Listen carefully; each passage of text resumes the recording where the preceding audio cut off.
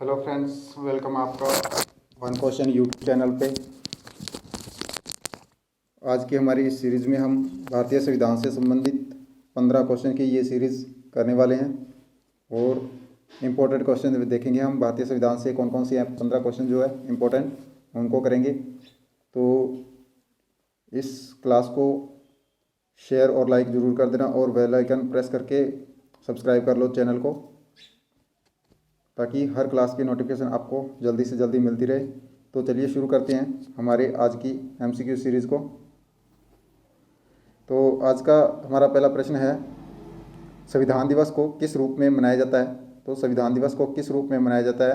तो संविधान दिवस को हम नेशनल लॉ डे के रूप में मनाते हैं। नेशनल लॉ डे के रूप में मनाते हैं। इसे विधि दिवस के रूप में भी हम कह सकते हैं कि मनाते हैं। लॉ का मतलब विधि होता है, विधि दिवस, या इसको कानून दिवस भी कह सकते हैं। विधि का मतलब कानून होता है, कानून दिवस के रूप में भी मना सकते हैं, मनाया जाता है, ये हम कह सकते हैं। और पंजाबी वाले सुन लो, संविधान दिवस ਨੂੰ और किस रूप ਦੇ ਵਿੱਚ ਮਨਾਇਆ ਜਾਂਦਾ ਹੈ। ਤਾਂ ਸੰਵਿਧਾਨ ਦਿਵਸ ਨੂੰ ਆਪਾਂ ਲਾਅ ਡੇ ਦੇ रूप ਵਿੱਚ ਵੀ ਮਨਾਉਂਦੇ ਹਾਂ। ਵਿਧੀ ਕਹੀਏ ਵਿਧੀ, ਤਾਂ ਵਿਧि दिवस के तौर पर भी ਆਪਾਂ ਇਸ ਨੂੰ ਮਨਾਉਂਦੇ ਹਾਂ। चलो अगले क्वेश्चन वाला बढ़ते हैं। चलिए नेक्स्ट क्वेश्चन की तरफ हम बढ़ते हैं।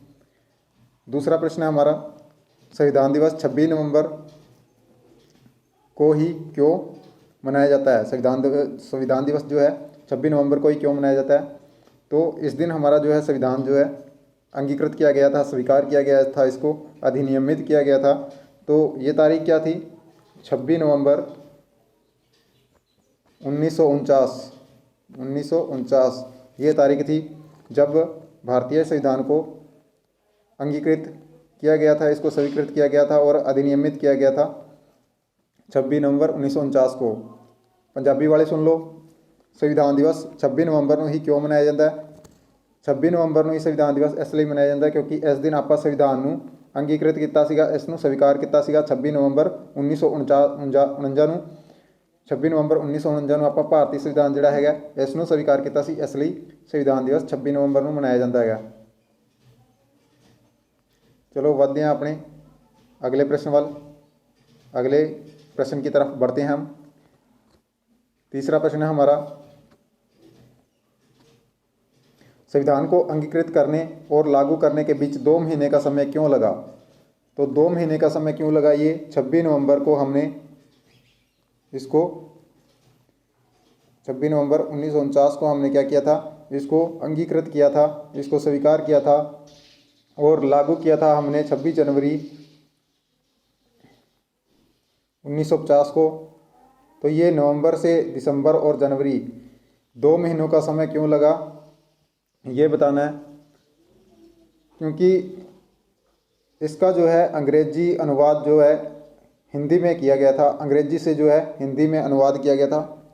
तो अपना बी ऑप्शन जो है 2 नंबर ऑप्शन वो ठीक हो जाएगा हिंदी अनुवाद करने के लिए, क्योंकि इन 2 महीनों के बीच में भारतीय संविधान को पूरी तरह से पढ़ा गया था और अंग्रेजी से हिंदी अनुवाद किया गया था, इंग्लिश से हिंदी में अनुवाद किया गया था इसका, इसलिए इसको 2 महीने लग गए थे लागू करने में, स्वीकार करने के बाद। पंजाबी वाले सुन लो, संविधान ਨੂੰ अंगीकृत ਕਰਨ ਦੇ ਲਈ ਕਰਨ ਅਤੇ ਲਾਗੂ ਕਰਨ ਦੇ ਵਿਚਕਾਰ 2 ਮਹੀਨਿਆਂ ਦਾ ਸਮਾਂ ਕਿਉਂ ਲੱਗਿਆ। ਤਾਂ ਜਦੋਂ ਆਪਾਂ ਅੰਗੀਕ੍ਰਿਤ ਕੀਤਾ ਸੀਗਾ, ਇਸ ਨੂੰ ਸਵੀਕਾਰ ਕੀਤਾ ਸੀ ਭਾਰਤੀ ਸੰਵਿਧਾਨ ਨੂੰ, ਤੇ ਜਦੋਂ ਲਾਗੂ ਕੀਤਾ ਸੀਗਾ ਤਾਂ ਇਸ ਵਿਚਕਾਰ ਅੰਗੀਕ੍ਰਿਤ ਕਰਨ ਤੇ ਲਾਗੂ ਕਰਨ ਦੇ ਵਿਚਕਾਰ 2 ਮਹੀਨਿਆਂ ਦਾ ਜਿਹੜਾ ਸਮਾਂ ਲੱਗਿਆ ਸੀਗਾ ਆਪਣਾ 26 ਨਵੰਬਰ ਤੋਂ ਲੈ ਕੇ 26 ਜਨਵਰੀ ਤੱਕ ਦਾ, ਇਹ 2 ਮਹੀਨਿਆਂ ਦਾ ਜੋ ਸਮਾਂ ਲੱਗਿਆ ਸੀਗਾ, ਇੱਥੇ 1949 'ਚ ਸੀਗਾ ਨਵੰਬਰ, ਇੱਥੇ 1950 ਹੋ ਗਿਆ ਸੀਗਾ। ਤਾਂ ਇਹ 2 ਮਹੀਨਿਆਂ ਦਾ ਸਮਾਂ ਕਿਉਂ ਲੱਗਿਆ, ਕਿਉਂਕਿ ਆਪਾਂ ਜਿਹੜਾ ਹੈ 2 ਮਹੀਨਿਆਂ ਦੇ ਦੌਰਾਨ ਪਹਿਲਾਂ ਤਾਂ ਭਾਰਤੀ ਸੰਵਿਧਾਨ ਨੂੰ ਪੂਰੀ ਤਰ੍ਹਾਂ ਪੜ੍ਹਿਆ ਸੀਗਾ ਅਤੇ ਫਿਰ ਇਹਦਾ ਅੰਗਰੇਜ਼ੀ ਤੋਂ ਇੰਗਲਿਸ਼ ਤੋਂ ਹਿੰਦੀ ਅਨੁਵਾਦ ਕੀਤਾ ਸੀਗਾ, ਇੰਗਲਿਸ਼ ਤੋਂ ਹਿੰਦੀ ਅਨੁਵਾਦ ਕੀਤਾ ਸੀ, ਇੰਗਲਿਸ਼ ਤੋਂ ਹਿੰਦੀ ਅਨੁਵਾਦ ਕਰਨ ਦੇ ਵਿੱਚ 2 ਮਹੀਨਿਆਂ ਦਾ ਸਮਾਂ ਲੱਗਿਆ ਸੀਗਾ ਇਹਨੂੰ ਪੜ੍ਹਨ ਦੇ ਲਈ। ਤਾਂ ਆਪਣਾ ਬੀ ਆਪਸ਼ਨ ਠੀਕ ਹੋ ਜਾਏਗਾ हिंदी अनुवाद के लिए। अगला प्रश्न है अपना, संविधान ਨੂੰ संविधान को बनाने के लिए कुल कितना समय लगा? तो संविधान को बनाने के लिए 2 साल 11 महीने और 18 दिन का समय लगा था। तो हमारा तीसरा जो ऑप्शन है वो ठीक हो जाएगा, 2 साल 11 महीने और 18 दिन। पंजाबी वाले सुन लो, संविधान ਨੂੰ ਬਣਾਉਣ ਦੇ ਲਈ ਕੁੱਲ ਕਿੰਨਾ ਸਮਾਂ ਲੱਗਿਆ ਜਾਂ ਸੰਵਿਧਾਨ ਬਣਾਉਣ ਵਿੱਚ ਕੁੱਲ ਕਿੰਨਾ ਸਮਾਂ ਲੱਗਿਆ? ਤਾਂ 2 ਸਾਲ 11 ਮਹੀਨੇ 18 ਦਿਨ ਜਿਹੜੇ ਹੈ, ਤੀਜਾ ਆਪਸ਼ਨ ਆਪਣਾ ਠੀਕ ਹੋ ਜਾਏਗਾ, 2 ਸਾਲ 11 ਮਹੀਨੇ 18 ਦਿਨ ਦਾ ਸਮਾਂ ਲੱਗਿਆ ਸੀਗਾ। चलो बढ़ते हैं अपने नेक्स्ट क्वेश्चन वाल। पांचवा प्रश्न है हमारा, भारत में पहली बार संविधान दिवस किस वर्ष मनाया गया था? भारत में पहली बार संविधान दिवस जो है 2015 में मनाया गया था, क्योंकि इससे पहले हम इसे विधि दिवस के रूप में मनाते थे। विधि दिवस 2015 से पहले हम इसको विधि दिवस के रूप में मनाते थे, और 2015 के बाद हमने इसे संविधान दिवस के रूप में मनाना शुरू कर दिया, क्योंकि 26 जनवरी 1949 को हमारा जो है संविधान स्वीकार किया गया था। उसी तारीख को 26 नवंबर को संविधान को स्वीकार किया गया था, उसी तारीख को 2015 में संविधान दिवस के रूप में मनाया जाने लगा। पंजाबी वाले सुन लो, ਭਾਰਤ ਵਿੱਚ ਪਹਿਲੀ ਵਾਰ ਸੰਵਿਧਾਨ ਦਿਵਸ ਕਿਸ ਵਰਸ਼ ਮਨਾਇਆ ਗਿਆ ਸੀਗਾ, ਕਿਸ ਸਾਲ ਮਨਾਇਆ ਗਿਆ ਸੀਗਾ? ਤਾਂ 2015 ਦੇ ਵਿੱਚ ਮਨਾਇਆ ਗਿਆ ਸੀਗਾ ਪਹਿਲੀ ਵਾਰ ਸੰਵਿਧਾਨ ਦਿਵਸ, ਤੇ ਇਸ ਤੋਂ ਪਹਿਲਾਂ ਇਸ ਨੂੰ ਆਪਾਂ ਵਿਧੀ ਦਿਵਸ ਦੇ ਤੌਰ ਤੇ ਮਨਾਉਂਦੇ ਸੀਗੇ। अगला प्रश्न है अपना, संविधान में धर्मनिरपेक्ष और समाजवाद शब्द किस वर्ष जोड़े गए? तो ये जो शब्द है धर्मनिरपेक्ष और समाजवाद, ये शब्द जो है 1976 में 42वें संवैधानिक संशोधन 42वें संवैधानिक संशोधन के द्वारा इसे जोड़ा गया था, इन दो शब्दों को। और इस 42वें संविधान संशोधन को हम मिनी कॉन्स्टिट्यूशन भी कहते हैं, मिनी कॉन्स्टिट्यूशन, मिनी संविधान या छोटा संविधान भी कहते हैं 42वें संशोधन को। और ये 1976 में हुआ था, 1976 में ये दो शब्द जो है जोड़े गए थे।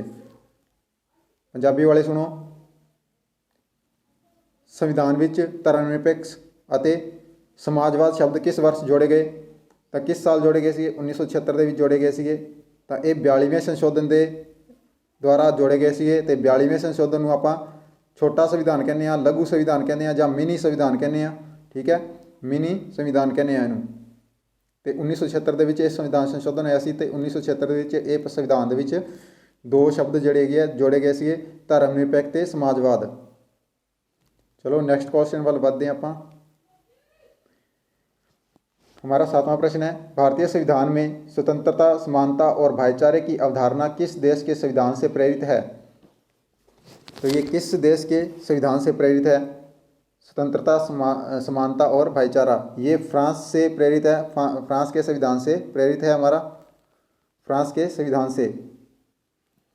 तो ये फ्रांस की क्रांति के जो नारे हैं, स्वतंत्रता, समानता और भाईचारे, ये जो है तीन शब्द, ये फ्रांस की क्रांति के जो नारे थे उनको हमने संविधान में शामिल कर लिया है।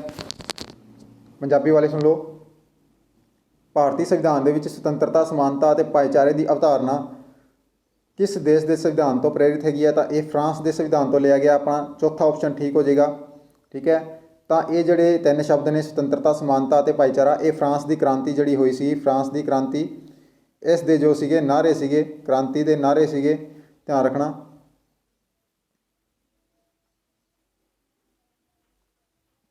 ਇਸ ਤੋਂ ਬਾਅਦ ਨੈਕਸਟ क्वेश्चन ਵੇਖਦੇ ਹਾਂ ਆਪਾਂ।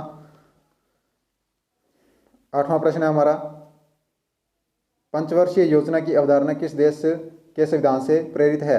तो पंचवर्षीय योजना जो है वो हमारी किस संविधान से ली गई हुई है, किस देश के संविधान से ली गई है? तो ये सोवियत संघ के संविधान से ली गई है। सोवियत संघ अपना जो है USSR, या इसको हम रशिया भी कहते हैं, रशिया, तो यहाँ से हमने लिया है सोवियत संघ, रशिया से। पंजाबी वाले सुनो, पंचवर्षीय योजना की अवधारणा ਆਪਾਂ ਭਾਰਤੀ ਸੰਵਿਧਾਨ ਦੇ ਵਿੱਚ ਕਿਹੜੇ ਦੇਸ਼ ਦੇ ਸੰਵਿਧਾਨ ਤੋਂ ਲਈ ਹੈ? ਤਾਂ ਇਹ ਸੋਵੀਅਤ ਸੰਘ ਤੋਂ ਆਪਾਂ ਪੰਚਵਰਸ਼ੀय योजना ਦੀ ਅਵਧਾਰਨਾ ਲਈ ਹੋਈ ਹੈ। ਤਾਂ ਸੋਵੀਅਤ ਸੰਘ ਕਿਹੜਾ ਸੀਗਾ? USSR, ਜਿਹਦੇ ਵਿੱਚ ਆਪਣਾ ਰਸ਼ੀਆ ਸੀਗਾ, ਮੇਨ ਰਸ਼ੀਆ, ਆਪਾਂ ਰਸ਼ੀਆ ਕਹਿ ਸਕਦੇ ਹਾਂ। ਤਾਂ ਪੰਚਵਰਸ਼ੀय योजना ਆਪਾਂ USSR, ਸੋਵੀਅਤ ਸੰਘ ਤੋਂ ਲਈ ਹੈ, ਇਹ ਧਿਆਨ ਰੱਖਣਾ। ਚਲੋ ਨੈਕਸਟ क्वेश्चन ਵੱਲ ਵੱਧਦੇ ਹਾਂ ਆਪਾਂ।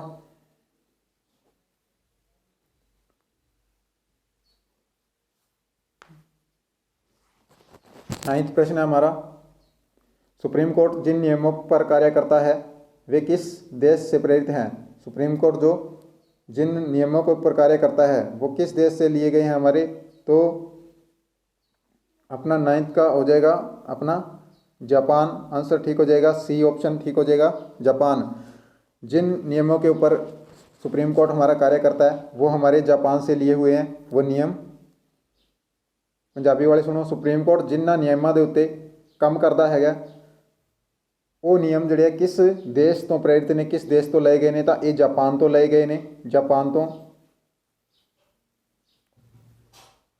ਸੁਪਰੀਮ ਕੋਰਟ ਦੇ ਕੰਮ ਕਰਨ ਦੇ ਜਿਹੜੇ ਨਿਯਮ ਨੇ ਉਹ ਆਪਣੇ ਜਾਪਾਨ ਤੋਂ ਲਏ ਗਏ ਨੇ। नेक्स्ट प्रश्न है हमारा, किस देश को संविधान किस भाग को संविधान की आत्मा कहा जाता है? किस भाग को संविधान की आत्मा कहा जाता है?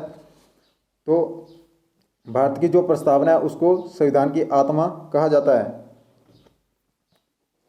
संविधान की प्रस्तावना हम भारत के लोग से शुरू होती है, ठीक है, हम भारत के लोग इन शब्दों से शुरू होती है।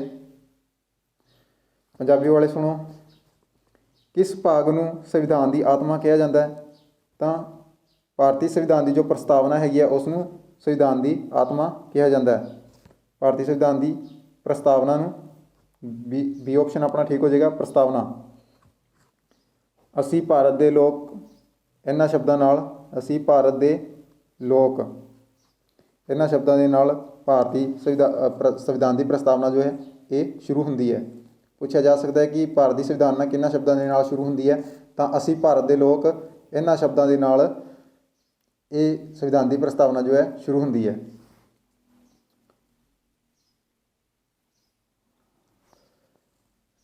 अगला प्रश्न है हमारा, हिंदी भारतीय संविधान लागू करते समय इसमें कितने अनुच्छेद, भाग और अनुसूचियाँ थे?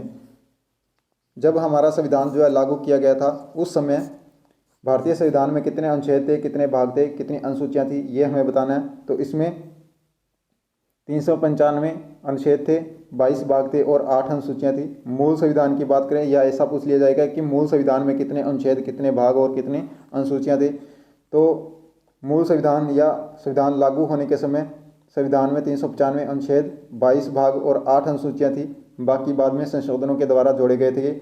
और आज हमारे 448 अनुच्छेद, ये 470 अनुच्छेद हो चुके हैं, 448 से भी इंक्रीज़ हो गए हैं संशोधन के द्वारा, और 25 भाग हो चुके हैं और 12 अनुसूचियाँ हो चुकी हैं। ये ध्यान रखना है आपने।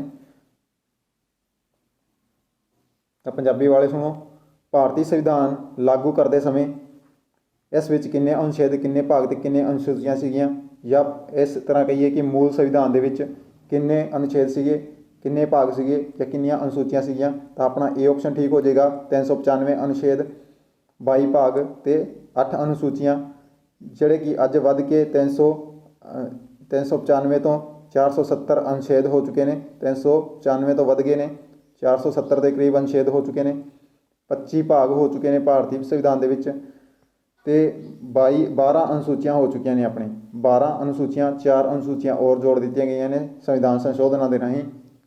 ਵੱਖ-ਵੱਖ समय ते ਜਿਹੜੇ संशोधन किए गए सी उन्हां राही अनुसूचियाँ जोड़ दी गई ने।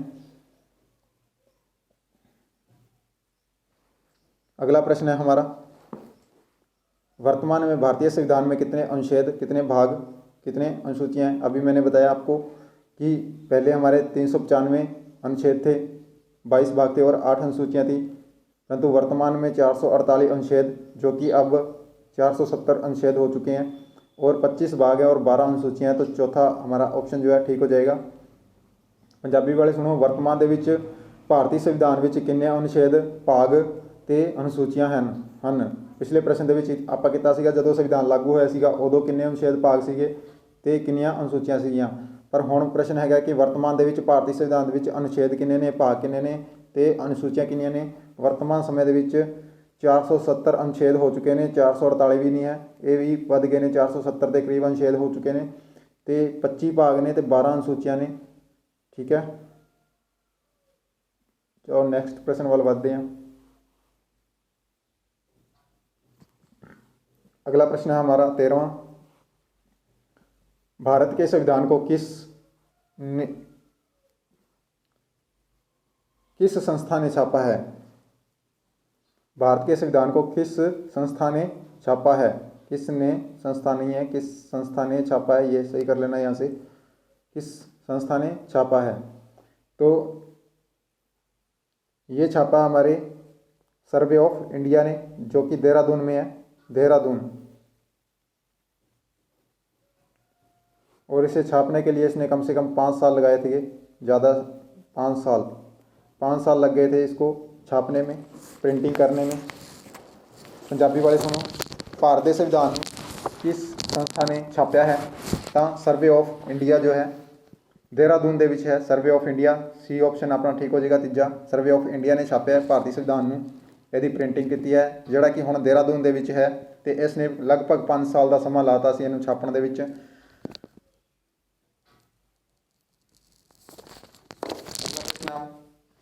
ਭਾਰਤ ਦੇ ਸੰਵਿਧਾਨ ਨੂੰ ਛਾਪਣ ਵਿੱਚ ਕਿੰਨਾ ਸਮਾਂ ਲੱਗਾ?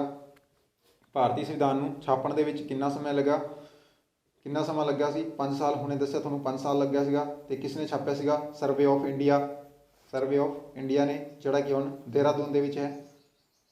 हिंदी में, भारत के संविधान को छापने में कितना समय लगा? तो 5 साल लगा था, अभी आपको बताया। चलिए नेक्स्ट प्रश्न है हमारा और आज का आखिरी प्रश्न। भारतीय संविधान को खूबसूरती से लिखने का काम किस कलाकार ने किया? तो भारतीय संविधान को खूबसूरती से लिखने का काम जो है, बी ऑप्शन हमारा ठीक हो जाएगा। 2 नंबर, प्रेम बिहारी नारायण रायजाद, इनके साथ रायजाद भी लगता है नाम, रायजादा, ठीक है। तो इन्होंने जो है भारतीय संविधान को खूबसूरती से लिखा था और इटालिक पद्धति में लिखा था।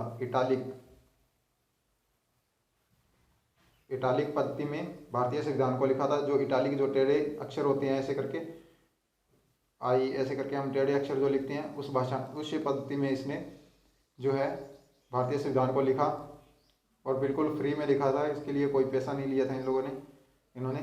तो किसने लिखा? प्रेम बिहारी नारायण ने। पंजाबी वाले सुनो, भारतीय संविधान को खूबसूरती के नाल लिखण दा काम किहड़े कलाकार ने किया? किसने किया? तो प्रेम बिहारी नारायण। तो इन्हां दे नां दे नाल होर एक वर्ड जुड़ता है, रायजादा। ये तुसीं ध्यान रखना, ठीक है।